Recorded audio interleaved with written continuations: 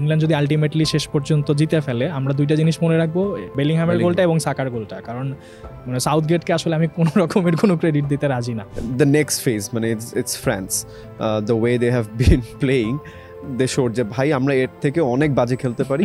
সেই খেলাটা তারা পর্তুগালের against who equally matched one of the worst matches of the tournament. But আমার কাছে মনে হয় যে second best team to survive, মানে সেকেন্ড বেস্ট টিম হয়তো জার্মানি ছিল, বাট এখন যারা আছে তাদের মধ্যে Netherlands, because they have played very well.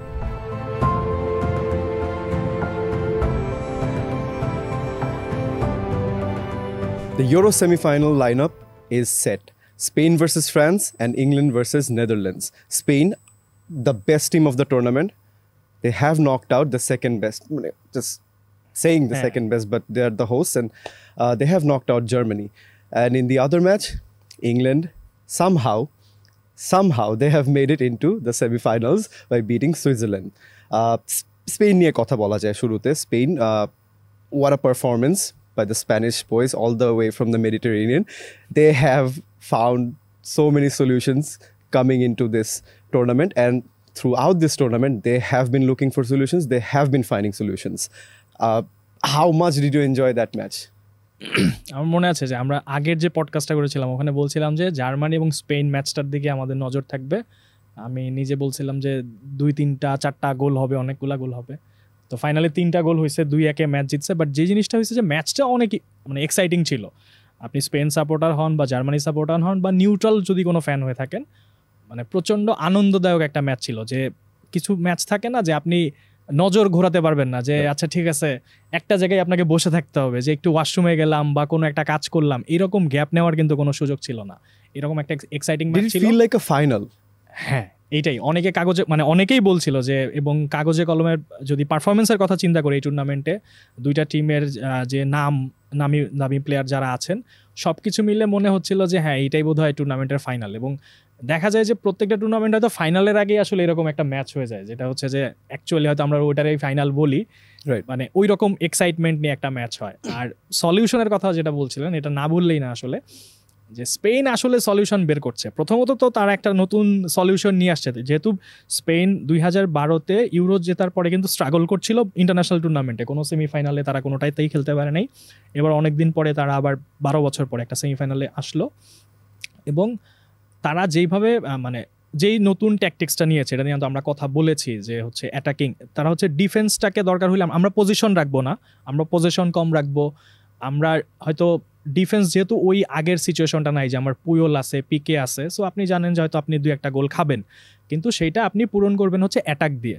ওরা ওই সলিউশনটাই বেছে নিয়েছে। অ্যান্ড দেন হচ্ছে এরপরও তো ম্যাচের মাঝখানে কিছু না কিছু সলিউশনের ব্যাপার চলে আসে। একটা তকমা লেগেছিল যে Spain they can take the ball home and they can leave the trophy wherever it was.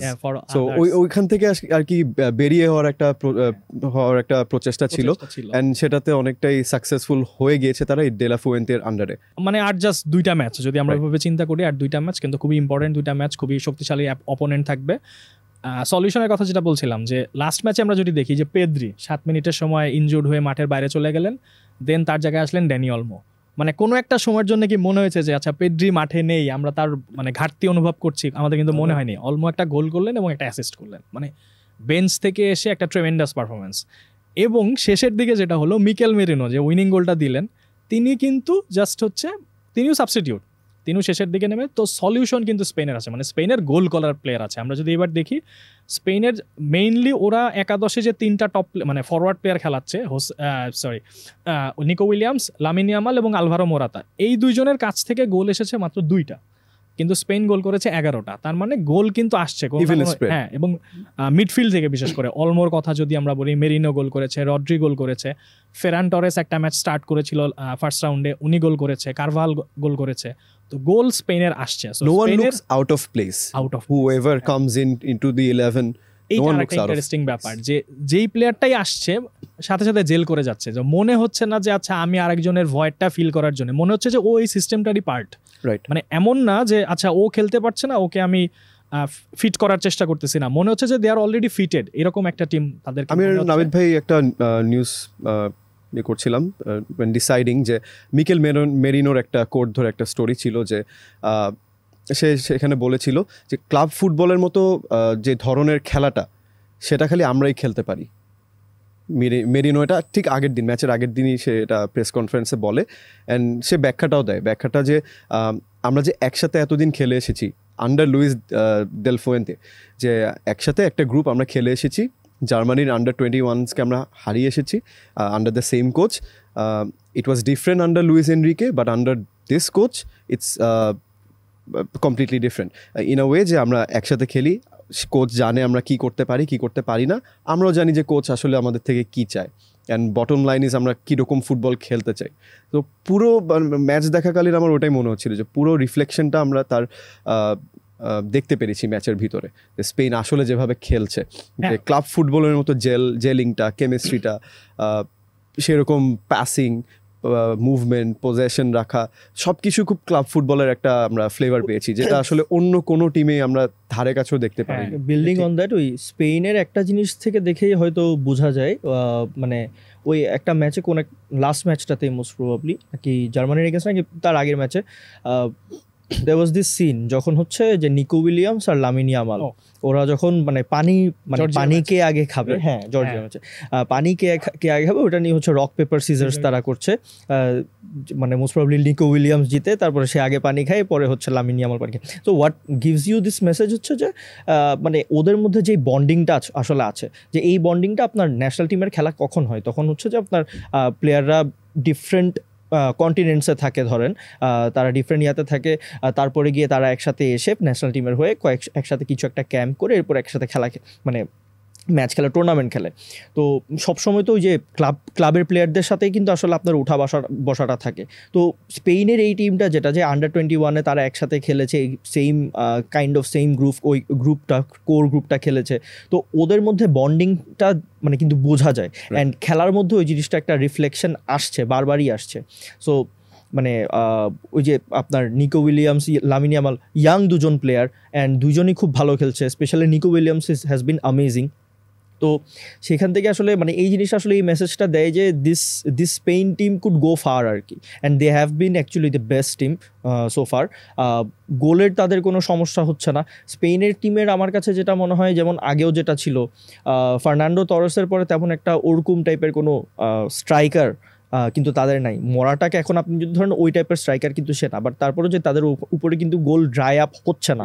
And ওদের আগে যে প্লেয়িং স্টাইলটা ছিল, যেটা সাব্বির ভাই বললো যে আমরা ডিফেন্সিভলি সলিড থাকবো, ডিফেন্সিভলি সলিড না, আমার কাছে যেটা মনে হয় ডিফেন্সিভলি সলিড তারা এই কারণে থাকতে পারে, কারণ হচ্ছে তারা বল অন্য কাউকে দেয় না, 60-70% পজিশন এভরি ম্যাচ। এখন মানে আমি একটা দেখলাম যে মোস্ট প্রবাবলি 2006 থেকে 2022-এর মধ্যে ওরা হচ্ছে যত পার্সেন্টেজ বল রেখেছিল তার থেকে সবচেয়ে কম এখন এই টুর্নামেন্টে আছে। সো ওদের ওই ডমিনেন্সটা ওরা যখন ছেড়ে দিচ্ছে for more effective football, so that gives you a message যে হ্যাঁ দেভ মানে kind of stuck to their basic but still changed something, and that something is producing results for them, right. And solution খোঁজার যে ব্যাপারটা বলছিলাম, এই ম্যাচেও জার্মানির এগেনস্টের ম্যাচেও দেখেছিলাম যে Nico Williams and Lamine Yamal, যে arguably two of the best players of the tournament so far, but they were limited in a way. They were like really caged by Germany, especially in the beginning. তাদের উপরে always double team করা হচ্ছিল। আপনি যদি নিকো উইলিয়ামসের সাইডে যদি দেখেন, ওখানে জোজুয়া কিমিক ছিল, রুডিগার ছিল, and then Emre Can also field in, মানে they were always double teaming on those wingers, and the same happened with Yamal as well initially. So they had to find solutions, they had to move central, and at the same time Sabir ভাইয়ের সাথে কথা হচ্ছিল যে রড্রির ইনফ্লুয়েন্সটা তারা কিন্তু কাট করার চেষ্টা করেছে, তারা সাপ্লাই লাইনটা একদম কাট করেছে, যে রড্রি আসলে আমরা উইল মেক শিওর যে Rodri doesn't get the ball, and that happened for a large number, for a majority of the game, that actually happened. And even after that Spain managed to come through, and এমন একটা গোলে যেটা আমরা expect করি না, একটা header দিয়ে আসলে এক্সট্রা টাইমে ক্রস আসবে, হেডার দিয়ে হচ্ছে স্পেন গোল দিয়ে জিতে যাবে ম্যাচটা। এটা একটা জিনিস হতে পারে হচ্ছে যে হয়তো সিলেবাসের বাইরে কোশ্চেন চলে আসছে, ওই যে পেড্রির ইনজুরি হওয়ার পরে দানি ওলমো নামলো, এন্ড দেন দানি ওলমো কিন্তু কাইন্ড অফ ওর ন্যাচারাল পজিশনে না খেলে কাইন্ড অফ লেফটে খেলে দেন মানে I have not seen Dani Olmo playing like this. Or speed আছে, বাট ও প্লে মেকার হিসেবে খেলে, কিছু সময় উইঙ্গার হিসেবে, বাট ওই দিন ও মানে একটা পিওর উইঙ্গার যা করতে পারে he did that with And- precision. হ্যাঁ And the cross for the second goal, it was amazing. When you Amazing could একটা cross. you could হ্যাঁ। blame Rudiger all you want, Yes. but when you see certain না, angles হ্যাঁ of the or goal, পিছন থেকে মানে kind of ওর হ্যাঁ, side থেকে ওর ও কিন্তু side পারতো থেকে, না হ্যাঁ। বলটা আসলে ওইভাবে it was amazing যে একেবারে between the two defenders সে বলটা হচ্ছে ডিঙ্ক করেছে, and মিকেল মেরিনো, মানে আপনি you have to give all the credit to him as well. What a header it was. Neuer really had no chance.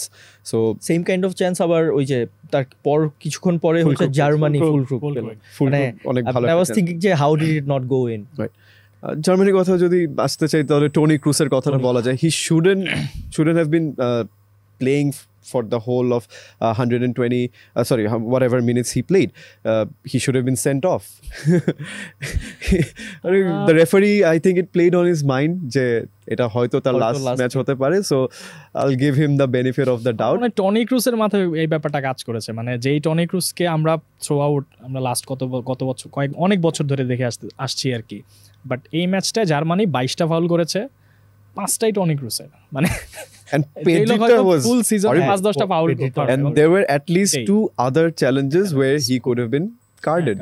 মানে আমার মনে হচ্ছে থার্ড বা ফোর্থটাতে গিয়ে হচ্ছে তাকে ইয়েলো কার্ড দেওয়া হয়েছে, অথচ ওইটা হয়তো তার রেড কার্ড হতে পারতো। মানে হয়তো তার মাথায়ও কাজ করেছে ওকে আমার লাস্ট ম্যাচ ইমোশনটাও হয়তো উনিও ধারণ করতে মানে ধরতে পারে নাই, সো মানে শেষটা আর কি একটু টাফ গেল আর কি টনি ক্রুসের জন্য, but নেভারদালেস Germany did try with everything.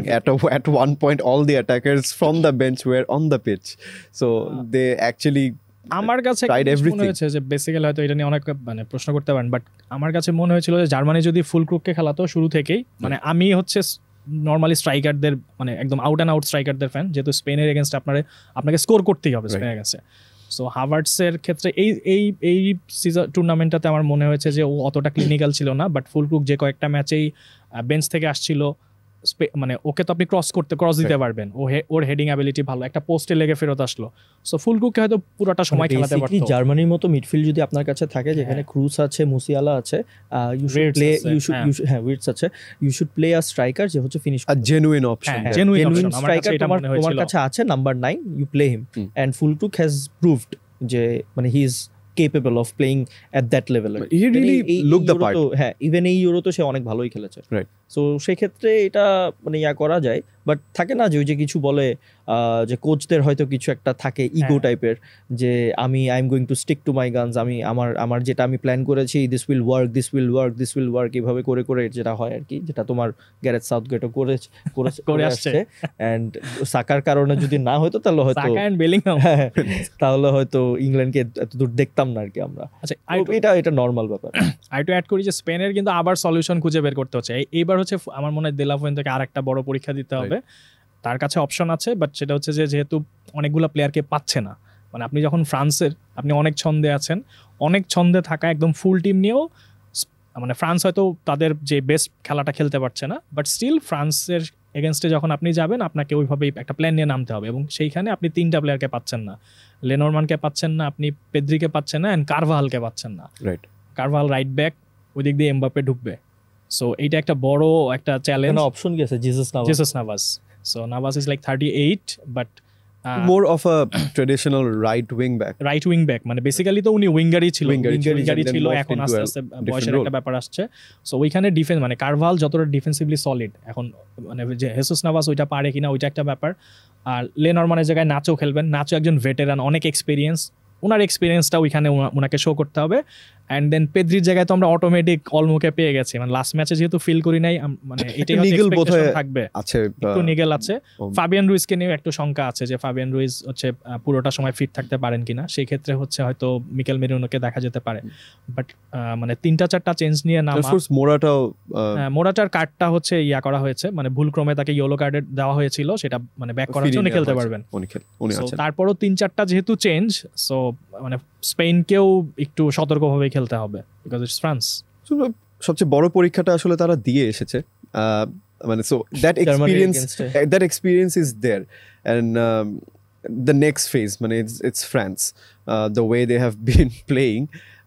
Last এপিসোডও বলছিলাম যে খেলা খুব একটা অ্যাট টাইমস দেখে মনে হচ্ছিল যে খুব একটা খারাপ হয়নি, কিন্তু আসলে ভাই, আমাদের ওই ফ্রান্স- পুরো আর্গুমেন্টটা তারা পুরো আসলে নিয়ে সরিয়ে ফেলেছে এন্ড দে শোড যে ভাই আমরা এর থেকে অনেক বাজে খেলতে পারি and সেই খেলাটা তারা পর্তুগালের এগেইনস্টে পর্তুগালের দিয়েছে, against, who oh. equally matched হ্যাঁ, France. It was perhaps one of the worst matches of the tournament, and especially considering the quality side হ্যাঁ। has on their lineups. So ওইটা দেখে মনে হচ্ছে, and especially আপনি যখন শুরুতে দেখেছেন আমার কাছে স্পেন এটাই মনে ভার্সেস হয়েছে। জার্মানি, আপনি ওই ম্যাচটা দেখেছেন শুরুতে and then you move on to that match. মানে এবং আমাদের মুভ অন করার জন্য তো খুব বেশি সময় ছিল না, কারণ ওই Right. ম্যাচটা 120 মিনিট পর্যন্ত হয়েছে, সো অনেকক্ষণ চলেছে এবং জাস্ট মানে আধা ঘন্টার মধ্যে আরেকটা ম্যাচ শুরু হয়ে গেছে, 15 মিনিট 20 মিনিটের মধ্যে আরেকটা ম্যাচ শুরু হয়ে গেছে, এন্ড দেন আপনি হচ্ছে এইরকম একটা ফুটবল দেখলেন। সো ট্রানজিশনের সময়টা আসলে পাওয়া যায় নাই। এটা খুবই মানে ওই ম্যাচটাতে ফ্রান্স ভার্সেস পর্তুগাল বলছি যে মনে ছিল যে no one wants to take the initiative, France is backing off, সবাই সতর্ক Portugal I mean they were in doubt, they were doubting themselves even if we try something, if it's going to happen or not. Bruno Fernandes random football খেলছে in a 4-3-3, তাতে average position আমি দেখছিলাম, it was very weird, মানে you couldn't see a pattern there. You saw Bruno Fernandes roaming randomly, fluidity ছিল না বেশ। fluidity নেই, I don't know, it was just a very weird performance from both sides, but they did however have their chances. ফ্রান্সও যেরকম chance পেয়েছে and পর্তুগালও পেয়েছে। পর্তুগালের চান্সেসগুলো আমরা এক পর্যায়ে আমি যখন দেখছিলাম, আই সেড যে Portugal perhaps had the better opportunities two score. না, ফ্রান্সের খুব ভালো অপরচুনিটি, একটা যেটা ওই কামাভিঙ্গা যেটা ফিনিশ করতে পারলো না, যেটা বাইরে গেল। Right. না, আই ওয়াজ থিংকিং যে ও যদি মানে ও যদি হচ্ছে এটা ও রিয়াল মাদ্রিদের জার্সিতে থাকলো, এটা মোস্ট প্রবাবলি গোলে করে দিত। মানে এটা ওইখান থেকে that is perhaps what you believe to না, টু বি অনেস্ট, মানে না, নাবিদ ভাই রিয়াল মাদ্রিদের অ্যাফিনিটিটা মানে রিয়াল মাদ্রিদকে এখন এখানে আনার একটা কারণ আছে, না না কারণ এখন এখানে হচ্ছে পর্তুগাল আউট, রোনাল্ডো নেই, এন্ড সেই দিকে আবার ব্রাজিলও নক আউট হয়ে গেছে। সিজন কি শেষ নাবিদ ভাই? সিজন তো সামনে শুরু হবে আবার।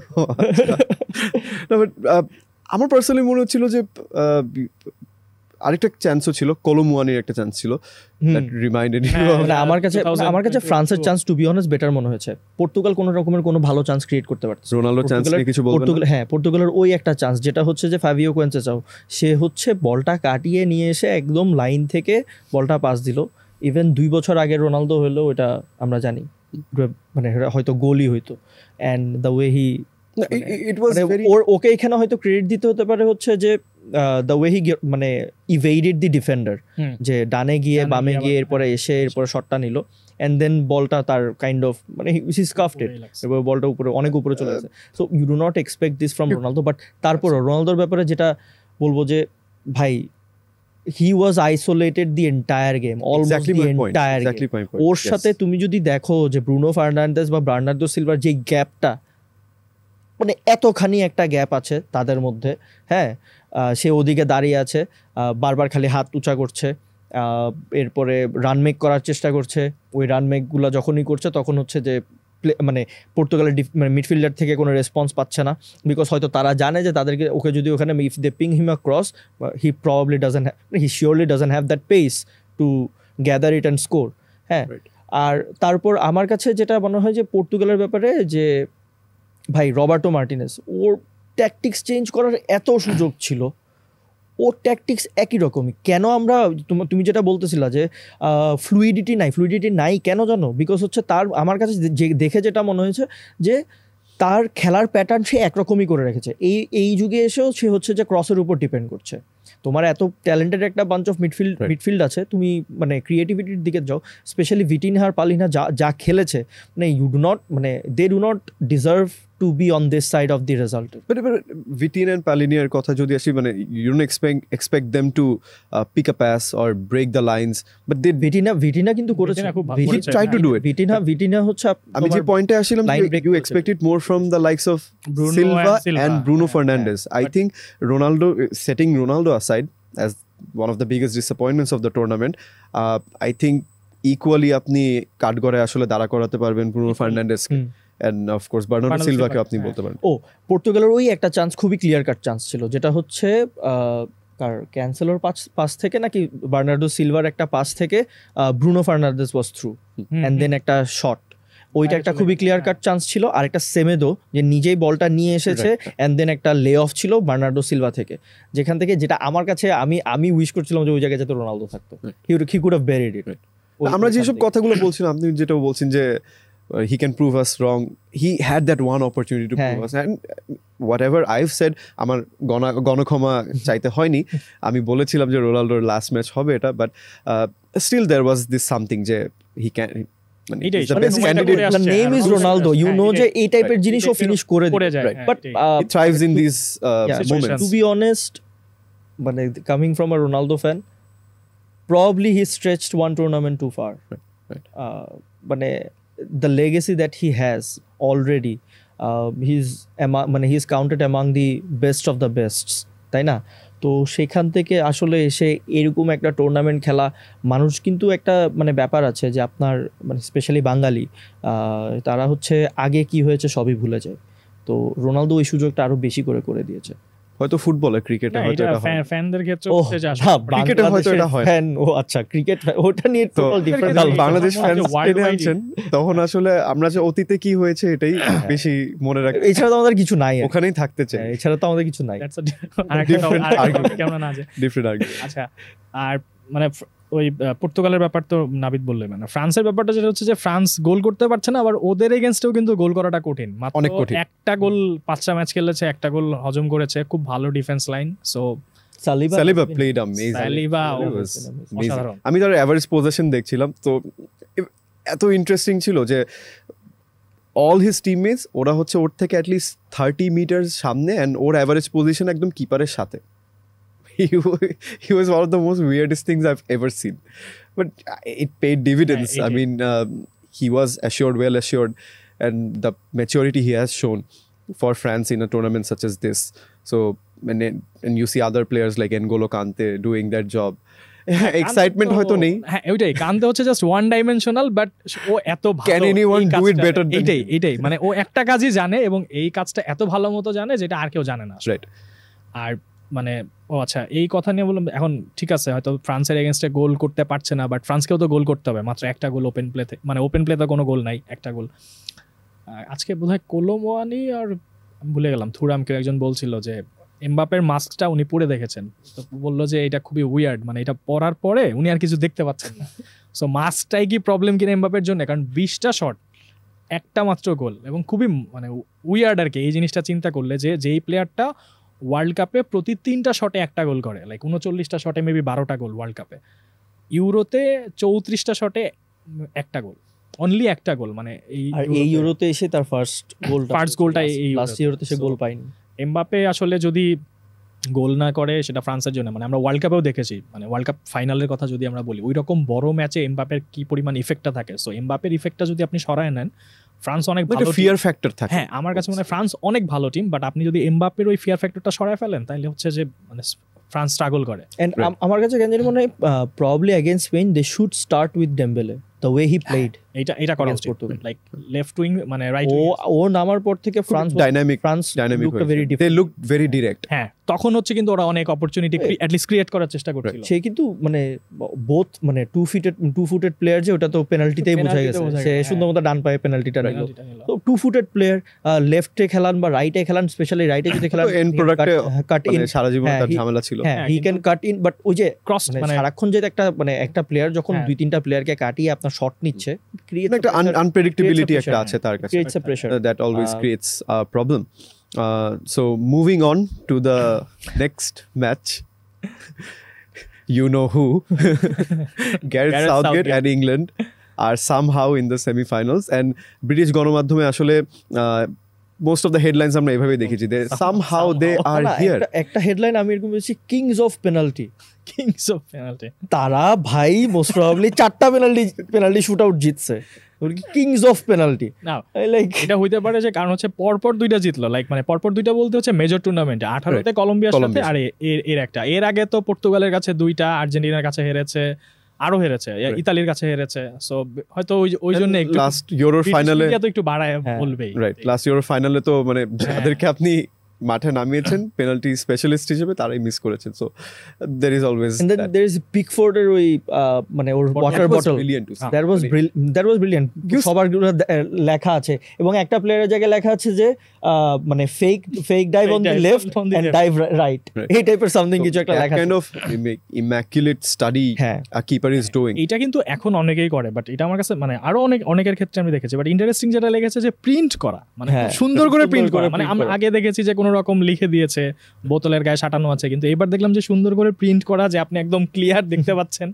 He So, এটা খুব even interesting ছিল। practiced some dark হ্যাঁ। arts as well. মানে ম্যানুয়েল আকাঞ্চি যেটা দেরি করে আসাটা, হ্যাঁ মিস করেছে, দেরি করে আসা, মানে just trying to delay him, make him overthink. পিকফোর্ডের যে He actually- ইয়াটা মানে আমার কাছে যেটা মনে হয় যে ও কিন্তু তেমন একটা খুব যে ওই কোর্তোয়া বা হচ্ছে লুনিন বা ইয়ান ওব্লাক ওদের মতো কিন্তু খুব বড় ফিগার, হ্যাঁ, physically কিন্তু মোটামুটি ছোটখাটো মানুষ, Right. হ্যাঁ, স্পেশালি ইংল্যান্ডের যদি হয়। তো সেই ক্ষেত্রে ওর জন্য কিন্তু পেনাল্টি সেভটা আরো কঠিন হয়ে যায়।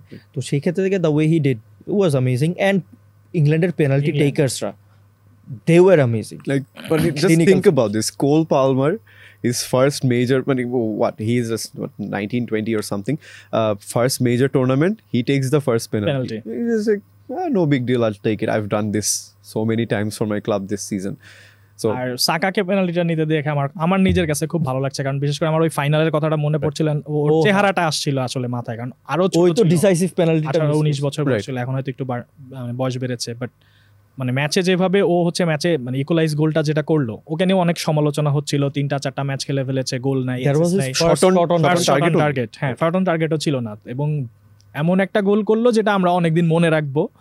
এবং হয়তোবা এই গোলটা মানে বিশেষ করে আমার কাছে মনে হয় যে মানে ইংল্যান্ড যদি আলটিমেটলি শেষ পর্যন্ত জিতে ফেলে, আমরা দুইটা জিনিস মনে রাখবো, মানে এখন পর্যন্ত যা ঘটেছে, বেলিংহামের গোলটা এবং সাকার গোলটা। কারণ মানে সাউথগেটকে আসলে আমি কোনো রকমের কোনো ক্রেডিট দিতে রাজি না, কিন্তু মানে যেই টিমটা পেয়েছে এবং এই টিমটা পাওয়ার পরে যে ফুটবল খেলছে, সো ইন্ডিভিজুয়াল মানে ব্রিলিয়ান্সের জায়গাটা একটা ক্রেডিট হয়তো দেওয়া যায় যে অ্যাটলিস্ট ফাইনালি উই ইয়ার জার্মানির ম্যাচের এগেইনস্টে you saw Saka playing on the right, ওইখান থেকেই সুইজারল্যান্ডের সাথে সরি ইংল্যান্ড ভার্সেস ফোর্ডেন এবং সাকা দুইজনই হচ্ছে রাইটে খেলেছে। না, এইটা নিয়ে আমি Exactly. মানে শাওয়াবের সাথে অনেক কথা বলছি যে ভাই সাকা লেফটে কেন, ওকে লেফট ব্যাকও খেলার আচ্ছা না ফোর্ডেন হ্যাঁ হ্যাঁ, Foden left এ কেন? ফোর্ডেন লেফটে কেন। না, এই পয়েন্টটাতেই আসছিলাম যে অ্যাকচুয়ালি এই ম্যাচে তাকে অনেক ক্রেডিটই দেওয়া যায়। He actually successfully found solutions to the problem. Of course ট্রিপিয়ারের যে ব্যাপারটা ছিল, ট্রিপিয়ারকে সে আবারও খেলিয়েছে। ট্রিপিয়ারের অ্যাভারেজ পজিশনটা সবচেয়ে high, and Kane was in midfield weirdly positioned, and যে ইয়েটা ছিল, রিজার্ভেশনটা ছিল যে Foden is like drifting down the left and he doesn't know what to do, he is not getting involved. সে এইটা খুব সুন্দরভাবে সলভ করেছে যে ফোর্ডেন অ্যান্ড বেলিংহাম লেফট সাইডে আসলে they were getting in each others ways. So তারা কেউই আসলে নিজেদের খেলাটা দেখাতে পারছিল না। সো ওই দিক থেকে ফোর্ডেনকে আসলে একটু রাইটে সরিয়ে খুব বেনিফিট হয়েছে, কারণ Saka looked like a different player all together. He took on players, he wasn't looking isolated, and he had that confidence যে হ্যাঁ আমি আইসোলেটেড না, I can actually try something and it won't hurt my team. ওই safe খেলার ব্যাপারটা, যে জিনিসটা সবচেয়ে বেশি ক্রিটিসাইজ করছিলাম, সেই জিনিসটা আসলে খুব একটা দেখা যায়নি, because he found solutions. And even Kyle Walker was allowed to go up the field and help Saka in certain situations, so that really helped. But ওইখানেও থাকে বেলিংহামের performance questionable, of course, not being able to impact the team. কেইনকেও আপনি আসলে ইয়ে করতে পারেন, criticise করতে পারেন। একটা গোল ছাড়া তুমি কি ওর ইম্প্যাক্টও ভাবে আসলে না, absolutely ওই একটা not. যদি গোল না Absolutely হতো not. Absolutely not. তখন ইভেন ওই ম্যাচে হ্যারি কেনের যে গোলটা, এছাড়াও কিন্তু আমরা হ্যারি কেনকে Harry Kane and he genuinely I know, personally I think he looks tired, হ্যাঁ এটা and he has played every single match, match. almost every single minute. So এটা আমার কাছে মনে হচ্ছে এখন বড় যেহেতু সেমিফাইনালের মতো ম্যাচ, সেখানে মানে কোনো কোচই আসলে বেলিংহাম বা সাকা বা ফোর্ডেন your বা country's কাউকে- top হ্যাঁ, scorer, all time এই- top এই scorer. ধরনের প্লেয়ারকে আপনি বসে রাখতে পারবেন না। বাট হয়তো যদি ওইরকম হয় যে লাইক 60 মিনিট বা মানে ওইরকম সময় পর্যন্ত হয়তো কোনো গোল করতে না পারে বা একটু পিছিয়ে থাকে, ওই দিন যেরকম যেটা জিনিসটা হয়েছে যে গোলটা হজম করার সাথে সাথেই 3টা সাবস্টিটিউট, মানে এই যে তার মানে হচ্ছে কি যে আমার আসলে আমার প্ল্যানটাতে খুব বেশি আমার নাই, আমি সাথে সাথে একটা রিয়াকশন দেখায় ফেললাম যে ওকে আমার একসাথে 3টা প্লেয়ার সাব করতে হবে। ওইটা না করে আমার মনে হয় যে সাউথগেট আরেকটু সাহসী হতে পারে যদি ওই রকম সিচুয়েশন হয়। হয়তো টনিকে কিন্তু আমরা দেখলাম একটা ডিফারেন্ট টাইপ অফ স্ট্রাইকার, তার সে ডিফেন্সে হেল্প করতে পারে, তার হচ্ছে লিঙ্ক আপ প্লে ভালো, সে লিটারালি অপোজিশন ডিফেন্সকে সে বুলি করা শুরু করে। খুবই ভালো পেনাল্টি টেকার, মানে তার নিজের মতে সে হচ্ছে বিশ্বের কালকে আমরা এটা নিয়ে কথা বলছিলাম, ইভেন ড্রু প্যারালালস উইথ হ্যাজার্ড যেভাবে ইনিশিয়ালি নিত, যে একদম আমি বলের দিকে আমি তাকাবোই না, আমি জাস্ট কিপারকে দেখবো এন্ড আইল জাস্ট স্লট ইট হোম। আমার কাছে ওইদিন মনে হচ্ছে ও কিপারকেও দেখছে না, অন্য একটা দিকে তাকায় আছে, বলও দেখাচ্ছে না, জাস্ট মারলে গোল। ব্রিলিয়ান্ট। সো ওই জায়গাগুলোতে আমার মনে হচ্ছে সাউথগেট আরেকটু সাহসী হতে পারে যদি ওইরকম সিচুয়েশন আসে যে আমি একদম জাস্ট একটা রিঅ্যাকশন না দেখায় আমি আমার একটা প্ল্যান। আমার কাছে মনে হয় যে সাউথগেট সাহসী হলে ইংল্যান্ড আর মানে শিরোপা আনতে পারবে। আই ডোন্ট নো, মানে কারণ না এটা কমপ্লিটলি ট্রু না, কাজ all these players তারা তাদের রেসপেক্টিভ ক্লাবসে top players and they play progressive football. John স্টোনসকে আপনি মানে সে মিডফিল্ডে চলে আসে ডিফেন্স থেকে to get on the ball and dictate things at some time at some জন পয়েন্ট। স্টোনস তো হচ্ছে ওই টাইপের ডিফেন্ডার যে হচ্ছে যে আপনার মানে থাকে না যে ডিফেন্ডার একজন থাকে সলিড, যদি থাকে আরেকজন হচ্ছে যে বল সাপ্লাই করবে। He slots into midfield as well, and Declan Rice, he's always encouraged to look forward. Kobe Mainoo is doing it because he's so young. I know a lot of these players are playing a very out of character. এইটাই আমরা যাদের কথা বলছি আসলে এরা যদি চিন্তা করেন, সিটি গত বছর লিগ জিতেছে, সিটির প্লেয়ার, আর্সেনাল টপে ছিল অনেকটা সময়, আর্সেনালের প্লেয়ার, রিয়াল মাদ্রিদের প্লেয়ার, কেইন বায়ার্নে গিয়ে অনেক গোল করেছে, তো বায়ার্ন ওইভাবে ফিনিশ করতে পারে নাই। হ্যাঁ, সো আমরা কিন্তু সব টপ মানে যাদের ওই উইনিং মেন্টালিটি বা যা কিছু বলেন সবই আছে। এখন সাউথগেট আমার কাছে মাঝে মাঝে মনে হয় একটু লিমিটেড করে ফেলে কিনা, যে প্লেয়ারদের যে স্টোনসের জায়গায় থাকবে, হয়তো আপফ্রন্ট খেলবে না, মানে যার পজিশনগুলোতেই হয়তো লিমিটেড থাকবে। আমার মনে হয় যে তার একটা অবশ্যই এটা তার একটা মানে স্টাইল এবং এটাতে সফল। এই এক্স্যাক্টলি কথাটা গ্যারি লিনেকার বলছিলেন যে your team is often a reflection of your manager's personality. তো এই জিনিসটা খুব আমার স্টাক টু বি ইন্টারেস্টিং লেগেছিল, যে আপনি হয়তো perhaps you're a defender and you score a goal and then you be like আচ্ছা এটা নিয়ে আমি বাড়ি যাব, এটাই হয়তো এনাফ হবে, so you just push back, you let things happen rather than doing the things yourself. So এই জিনিসটার একটা রিফ্লেকশন থাকতেই পারে, which is all right, but একটা জিনিস পয়েন্ট আউট করতেই হয়, what 2 semi-finals equaling all the England managers combined. So on paper যদি আপনি দেখেন সাউথগেট অনেক সফল, অনেক সফল, that is very envious stats. তবে মানে যেই ফুটবলটা খেলেছে রেজাল্ট নিয়ে আসছে আসলে নেদারল্যান্ডসের এগেইনস্টে, মানে নেদারল্যান্ডসের যেটা দেখলাম গ্রুপ পর্বে ওরা যতটা শেকি ছিল, নকআউটের যে দুইটা ম্যাচ ছিল রোমানিয়ার এগেইনস্টে এবং হচ্ছে গিয়ে লাস্ট যেটা খেললো হচ্ছে টার্কির এগেইনস্টে, ওরা কিন্তু অনেক ভালো ফুটবল খেলেছে। বিশেষ করে রোমানিয়ার এগেইনস্টে ফার্স্ট হাফে 1-0 লিড নেওয়ার পরে সেকেন্ড হাফে জাস্ট ওরা ম্যাচটা শেষ করে ফেলেছে। টার্কির এগেইনস্টে 1-0 ডাউন ছিল, 7 মিনিটের মধ্যে 2টা গোল, 6 মিনিটের মধ্যে 2টা গোল। সো দে নো যে তারা কিভাবে রেজাল্ট আনতে জানে। এবং নর্মালি নেদারল্যান্ডসকে আমি আগে যেটা মানে আমার যতটুকু আমি দেখেছি আমার এই বয়সের মধ্যে, তারা ফার্স্ট রাউন্ডে খুব দুর্দান্ত ফুটবল খেলে, এরপর নকআউট আসতে আসতে তাদের পারফরমেন্সটা কমতে থাকে। এবার একটু ডিফারেন্ট, ব্যতিক্রম এখন।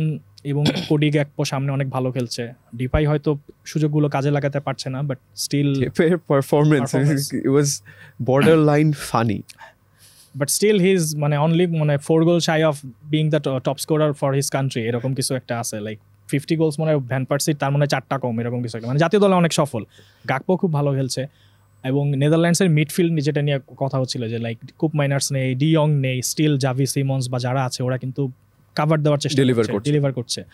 সো মানে ইংল্যান্ড হয়তো 2টা ম্যাচ ওই রকম পারফর্ম না করেও মানে সুইজারল্যান্ড এবং হচ্ছে স্লোভাকিয়া চলে আসতে পারছে, কিন্তু মানে থার্ড টাইম লাকি এবং সেমিফাইনাল ম্যাচ আমার মনে হয় যে আমাকে যদি বলেন তাহলে আমি বলবো ওই যে best team in the euro right now Spain, but surviving the other best team that has survived probably Netherlands. আমার কাছে এটা মনে হয় প্রবাবলি নেদারল্যান্ডস। বাট এখন ইংল্যান্ড ভার্সেস নেদারল্যান্ডস এর খেলা, both are giants of the মানে in the international football, but ওইখানে যে কোনো কেউ থ্রু করতে পারে।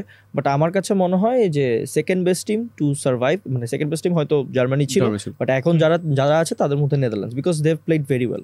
ওই যে নকআউট পর্বে এসে তারা খুবই ভালো খেলেছে, স্পেশালি গাকপো। রাইট, হ্যাঁ গাকপো নিয়ে কথা বলার ছিল যে he has looked very sharp.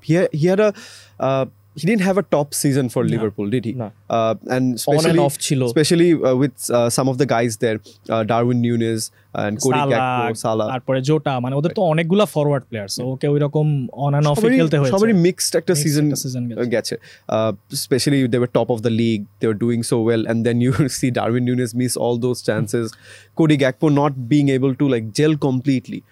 But this is a very different Gakpo we're seeing. He has been so sharp, and he is getting on the end of things. He's linking up play. Perhaps this is what he needed to actually go the extra step. So he'll be a very dangerous figure for England going into the semi-finals.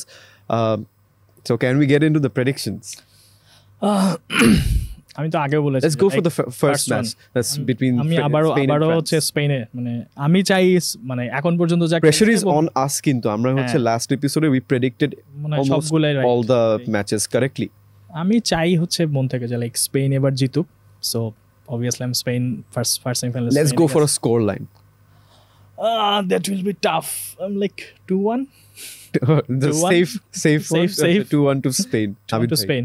1-0 to France. 1-0 to France. I'm going with the same score line, 1-0 to France. I think France have enough experience Yeah, thwarting teams away. আরেকটা জিনিস, ও আচ্ছা, এই জিনিসটা বলার পর আমার মনে পড়লো, ট্র্যাডিশনালি কিন্তু ফ্রান্স স্পেনের এগেনস্টে ভালো খেলে। আমরা যদি লাস্ট বোধহয় মানে এই দুইটা টিমের যে 5টা মিটিং হয়েছে মেজর টুর্নামেন্ট আর ইউরোপিয়ান টুর্নামেন্টে, লাস্টটা শুধু মনে হয় বিয়া জিতেছে স্পেন। 2012-এ মনে হয় ফ্রান্সকে 2-0 গোলে হারিয়েছিল। এর আগে সবগুলাই ফ্রান্স জিতেছে, এবং ফ্রান্স যেবার 2006-এ ওয়ার্ল্ড কাপ ফাইনাল খেললো, ফ্রান্সের খুবই বাজে অবস্থা ছিল, লাইক গ্রুপ পর্বে লাস্ট ম্যাচটা না জিতলে ফ্রান্স থ্রু হয় না। ফ্রান্স থ্রু হয়ে গেল, এবং স্পেন ওইবার গ্রুপ পর্বে একদম দুর্দান্ত পারফর্ম করছিল। সেই স্পেন টিম ফ্রান্সের কাছে গিয়ে সেকেন্ড রাউন্ডে মেবি 3-1 গোলে হেরে গেল। এখানে আমার 1-0 So, বলার একটা ব্যাপারটা- রিজন আছে, যে স্পেন যে টাইপের ফুটবল খেলছে, এই টাইপের ফুটবল টুর্নামেন্টে যে কোনো একটা টিম খেলে, এবং তারা জিতে না। এবং তারা এই সেমিফাইনালে এসে, সেমিফাইনালটাকে বলা হয় হচ্ছে যে সেমিফাইনাল লুজার্স অফ দ্য সেমিফাইনালিস্টকে কেউ মনে রাখে কেউ না। মনে রাখে না। এবং এই টাইপের টিমরা সেমিফাইনালে এসে বাদ পড়ে যায়। ফর এক্সাম্পল 2010-এর যে জার্মানির টিমটা ছিল, young Mesut Ozil, young Thomas Muller, তারা এসে কিন্তু মানে প্রায় 4টা করে গোল দিয়ে জিতছে। তখন সেমিফাইনালে কার কাছে ধরা গেল? স্পেন। স্পেনের কাছে, পুয়েলের ওই একটা হেডার। সো কেন যেন মনে হচ্ছে যে ইয়াস, মানে স্পেন আর the better, have been the better team. কেন যেন মনে হচ্ছে The death of the high flying team হ্যাঁ, এটা happens কিন্তু in the এটা কিন্তু একটা semis. বলা হয় যে বেস্ট টিমরা নরমালি জিতে না, নরমালি ট্রফি জিতে জিতে না, না, সেমিতে হ্যাঁ, বাদ হয়ে বাদ- যায়। বাদ পড়ে। So, and there is this curse, যেটা হচ্ছে যে নো ওয়ান রিমেম্বার্স দিস, মানে লুজার্স অফ দিস। আমি তো দেখি এখন চাপে। So moving on to the next match, England and Netherlands, starting with Navid bhai. I see England going through. We have a score মানে ওই যে থাকে না যে একটা মানে এর আগেরটাও যেমন আমি একটা খুবই স্টেরিওটাইপের থেকে প্রেডিক্ট করলাম, এটাও একটা স্টেরিওটাইপ থেকে প্রেডিক্ট করি, যে মানে পিছলাইতে মানুষ থাকে না যে অনেক দূর পর্যন্ত পৌঁছায় যায়। আমার কেন জানি মনে হচ্ছে যে হয়তো ইংল্যান্ডও চলে যাবে। I've been there, done that. হ্যাঁ, হ্যাঁ, এভাবেই আরেকবার দেখা এভাবেই যাবে- করেছি। দেখা যাবে এভাবে পিছলেই মানে ওই যে মানে পরীক্ষার আগের রাতে অ্যাসাইনমেন্ট করে, হ্যাঁ, হ্যাঁ। মানে অ্যাসাইনমেন্ট করে জমা দেওয়ার মতো আর কি, ব্যাপারটা এরকম যে আচ্ছা ঠিক আছে কোনোভাবে যে পেয়ে যাবো। আপনি যার থেকে দেখে লিখলেন হ্যাঁ, তার থেকে আপনি বেশি হ্যাঁ, পাবেন, এটাই বেসিক্যালি একটু হয়ে আর যেত। পেয়ে যাওয়ার মতো। তো 1-0 to England. Oh, it's going আমি safe, একটু- are we? আমি একটু নেদারল্যান্ডসের দিকেই যাই। নেদারল্যান্ডস 2-1, এটাও safe. Oh, it was same. Acha. Let's break this. I see 1-1. I see a 1-1 draw. Full time and then extra time কোনো গোল হবে না, and then penalty তে যে England will go through. Back to back penalty wins for Gareth Southgate and his men. English media পাগল হয়ে যাবে। না, penalty মনে হয় আরেকটা হইলে মনে হয় ইংল্যান্ড, আমার কাছে মনে হচ্ছে না। So that is how I'm seeing it. I'm hoping another exciting tie for England, and as well as Spain and France. So thank you, gentlemen. We look forward to the semis and the all-important final as well. We'll see you then. Thank you, gentlemen. Thank you.